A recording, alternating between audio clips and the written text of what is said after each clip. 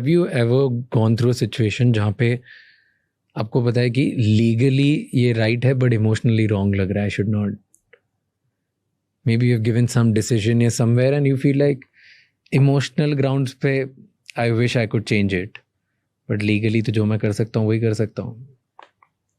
ऐसा होता है, पर you have to take a decision in accordance with law, because ultimately जज का काम यही है कि जो हमारे सोसाइटी में पार्लियामेंट ने, स्टेट लेजिस्लेचर्स में लॉ बनवाया है, आपको लॉ के तहत डिसीजन देना है। अब छोटा मामला होता है, मान लीजिए कोई टेनेंट है, अब वो टेनेंट मान लीजिए 30 साल एक घर में है, अब लैंडलॉर्ड ने फाइल किया पिटिशन एविक्शन के लिए कि मुझे मेरी बोनाफाइड रिक्वायरमेंट के लिए मेरे बच्चे बढ़ गए, मेरी फैमिली बढ़ गई, मुझे अब मेरा घर वापस चाहिए।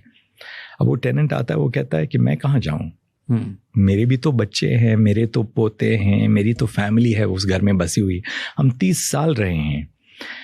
अब now when you decide the case, emotionally you may well feel that the tenant is going to be subject to hardship. He may or may not be a person of resources, but the law requires that the landlord is entitled to a decree for possession. आपको देना है वो।